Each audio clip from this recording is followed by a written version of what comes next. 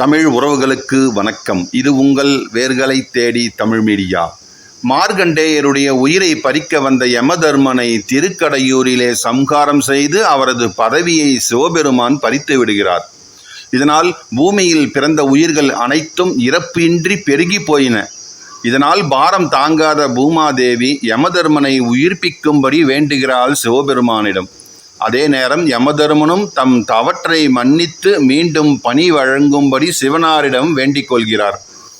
பூலோகத்தில் தவம் இருந்து தன்னை வழிபட்டு வந்தால் இழந்த பணி உமக்கு மீண்டும் கிடைக்கப் பெறும் என்று சிவபெருமான் யமதர்மனுக்கு அருள் செய்கிறார். அதன்படி யமதர்மன் பூ உலகில் பல சிவஸ்தலங்களுக்கு யாத்திரை செல்கிறார். இவ்வாறாக ஒரு தலத்திற்கு வருகிறார் யமதர்மன். அந்த தலத்திலே தீர்த்தத்தை உண்டாக்கி தவம் இருக்கிறார்.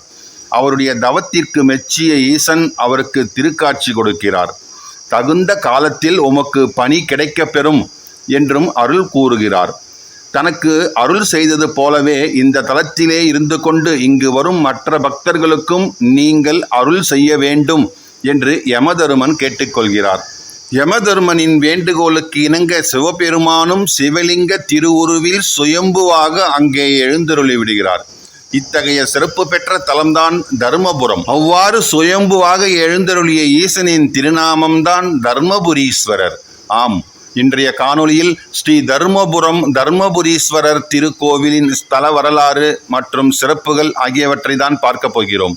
காணொலியை ஸ்கிப் பண்ணாமல் முழுசாக பாருங்க. நீங்கள் இன்னும் நம்ம சேனலுக்கு சப்ஸ்கிரைப் பண்ணலைன்னா சப்ஸ்கிரைப் பண்ணிடுங்க. மறக்காமல் பக்கத்தில் இருக்கிற பெல் பட்டனை ப்ரெஸ் பண்ணிடுங்க. வாங்க காணொலிக்குள்ளே போகலாம். திரு தர்மபுரம். இந்த தலம் காரைக்கால் நகரிலிருந்து மேற்கே திருநள்ளாறு கோவிலுக்கு செல்லும் சாலையில் சிறிது தூரம் சென்றவுடன் இடதுபுறம் காணப்படும் மாதா கோவில் அருகில் திரும்பி சென்று அதன் பிறகு வலதுபுறமாக சென்றால் இந்த தலத்தை அடையலாம்.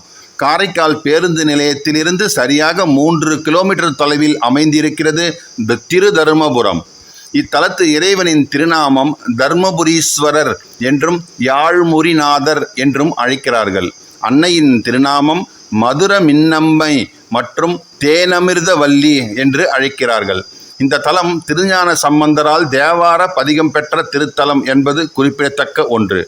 இந்த ஆலயம் தினசரி காலை 7 மணி முதல் பகல் 12 மணி வரையிலும் மாலை 5 மணி முதல் இரவு 8:30 மணி வரையிலும் நடை திறக்கப்பட்டிருக்கும். யமதர்மனின் வேண்டுகோளுக்கு இணங்க சிவபெருமானும் உன்னுடைய இழந்த பதவியை நான் மீண்டும் கண்டிப்பாக வழங்குகிறேன் என்று கூறியதற்கு இணங்க திருச்சி மாவட்டம் திருப்பைஞ்சலி நீலிவனேஸ்வரர் திருக்கோவிலில்தான் யமதர்மனுக்கு மீண்டும் அந்த பதவியை வழங்கியிருக்கிறார் ஈசன். பணியிடை நீக்கம் பெற்றவர்கள், பதவியை இழந்தவர்கள், வேலை கிடைக்காமல் வருந்துபவர்கள் எல்லாம் இந்த தலத்திற்கு வந்து யாழ்முறிநாதரையும் அன்னையையும் வழிபட தகுந்த வேலை கிடைத்துவிடும் என்றும் இழந்த வேலையை மீண்டும் பெற்று சிறப்புற்று வாழ்வார்கள் என்பதும் பக்தர்களின் நம்பிக்கை. சிவனடியார்களுக்கு கேடு செய்தல் மற்றும் சிவனடியார்களை நிந்தித்தல் என்பதும் கூட ஒரு தோஷம்தான். அந்த தோஷத்திலிருந்து விடுபடவும் இத்தலத்து யாழ்முறிநாதரை வழிபட்டு நிவாரணம் பெறலாம். மார்கண்டேயரின் உயிரை பறிக்க வந்த பிழை நீங்குவதற்காக யமன், அதாவது யமதருமன் வழிபட்ட பதி ஆனதனால் தர்மபுரம் என்று பெயர் பெற்றிருக்கிறது. பாண்டவர்களுள் ஒருவரான தருமன் பூஜித்து பேறு பெற்றமையால் இந்த பெயர் வந்தது என்றும் சொல்லப்படுகிறது. திருஞான சம்பந்தரின் யாழ்முறி பதிகம் பெற்ற சிறப்புடையது இந்த தலம். திருநீலகண்ட யாழ்ப்பாணரின் அவதார தலமும் இந்த தலம்தான். இந்த தலத்திற்கு ஒரு முறை சம்பந்தர் வருகை தருகிறார். அவருடனேயே சம்பந்தருடைய பதிகங்களை யாழில் பாடி வரும் திருநீலகண்ட யாழ்ப்பாணரும் வருகிறார். திருநீலகண்ட யாழ்ப்பாணருடைய தாயார் பிறந்த தலம் இது என்பதால் திருஞான சம்பந்தர் இங்கு எழுந்தருளிய பொழுது பாணருடைய சுற்றத்தவர்கள் எல்லாம் இவர் யாழ் கொண்டு வாசிப்பதனால்தான் திருஞான சம்பந்தருடைய பாடல்கள் எல்லாம் சிறந்து விளங்குகிறது என்று கூறுகிறார்கள். இதை கேட்டு பாணர் வருத்தப்பட்டு திருஞான சம்பந்தரிடம் இந்த தகவலை முறையிடுகிறார். திருஞான சம்பந்தரும் மாதர் மடப்பிடியும் மட வண்ணமும் மன்னதோர் என்று தொடங்கும் பதிகம் பாடுகிறார். திருஞான சம்பந்தரின் இசை திருநீலகண்ட யாழ்ப்பாணரின் யாழ் இசைக்குள் அடங்காமல் போகிறது. பாணர் வருத்தப்பட்டு அந்த யாழை தூக்கி போட்டு உடைக்க முயற்சி செய்கிறார். திருஞான சம்பந்தர் அதை தடுத்து நிறுத்தி பாணரை இயன்ற அளவில் வாசியுங்கள் என்று கூறுகிறார். இந்த சம்பவம் இந்த தலத்தில் நடைபெற்றதால்தான் இத்தலத்து தர்மபுரநாதருக்கு யாழ்முறிநாதர் என்ற பெயரும் ஏற்பட்டிருக்கிறது. சுவாமி சன்னதியின் முகப்பு வாயிலுக்கு மேலே நடுவில் ரிஷபாரூடரும், ஒருபுறம் சம்பந்தர் பாட யாழ்ப்பாணர் யாழ் வாசிக்க அவர் மனைவி பக்கத்தில் நிற்பது போலவும், மறுபுறம் சம்பந்தர் யாழுடன் பாணர் மற்றும் அவர் மனைவி ஆகியோரும் நிற்பது போலவும் சுதை வேலைப்பாடுகள் அழகுற அமைந்திருக்கிறது.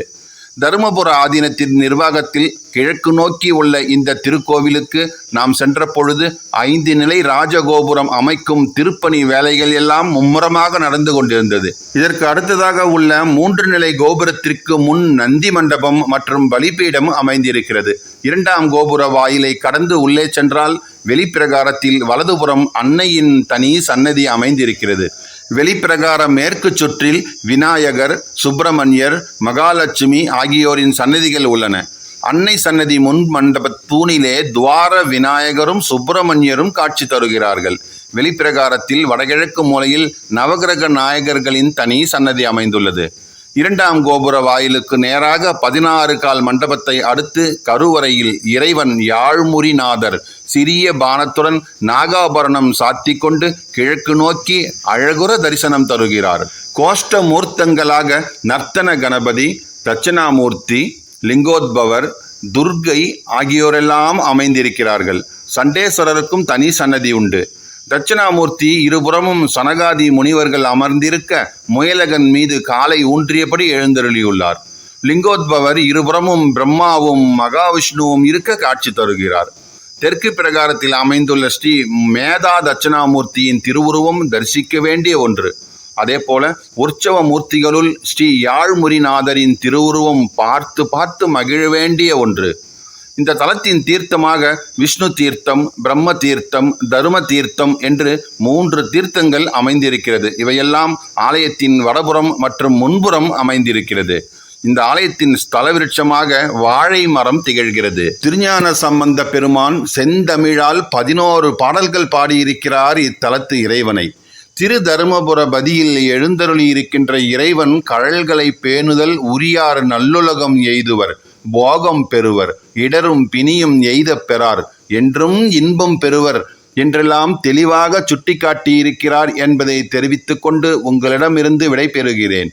இந்த காணொளி உங்களுக்கு பிடித்திருந்தால் லைக் பண்ணுங்க, ஷேர் பண்ணுங்க, மறக்காம உங்கள் கருத்துக்களை கமெண்ட் பாக்ஸ்ல கமெண்ட் பண்ணுங்க. நன்றி, வணக்கம்.